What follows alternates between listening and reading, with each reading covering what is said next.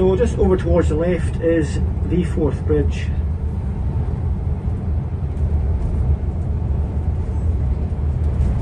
Over the left there, the Forth Bridge, or the Forth Railway Bridge, most people just call it, completed in 1890. So it took 5,000 men about 7 years to build that, and it opened in 1890. So a very famous and iconic bridge in Scotland, the Forth Railway Bridge, much loved bridge.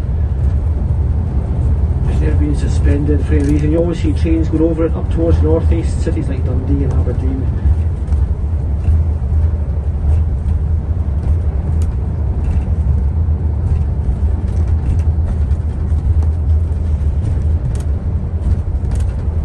The original engineer who was to build the bridge here was a man called Thomas Botch, spelled B-O-U-C-H. And he designed a railway bridge over at the Firth of Tay up outside Dundee. However, on a stormy night at New Year 1879, as a train was passing over the Tay railway bridge, this bridge collapsed in a fierce storms and led to the deaths of about 50 people.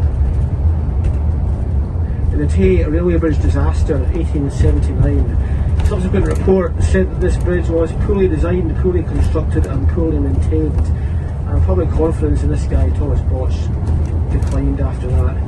In fact, that's where the name to botch a job comes from, apparently, Thomas Botch. So he was taking off this project, and a couple of other engineers, Benjamin Baker and John Fowler, designed that cantilever bridge, so a very famous and much loved bridge in Scotland, the Forth Bridge.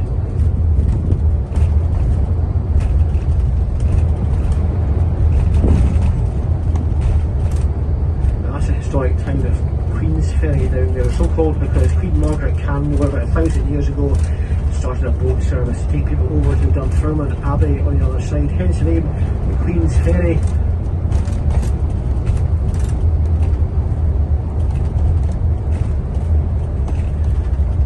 So that was a Tay Railway Bridge disaster, as I mentioned, in 1879, inspired some poems by a poet, 19th century poet called William McGonagall, who's been described as the very best of the world's worst poets. William McGonagall wrote many poems, but achieved something of a cult status in his own lifetime because of how bad his poems were. He wrote several about the Tay Railway Bridge disaster, the beautiful railway bridge of the Silbury Tay. Alas, I'm very sorry to say that 90 lives have been swept away. It was actually about 50. 90 lives have been swept away on this Sabbath day of 1879, which will be remembered for a very long time. William Topaz McGonagall, the very best of the world's worst poets.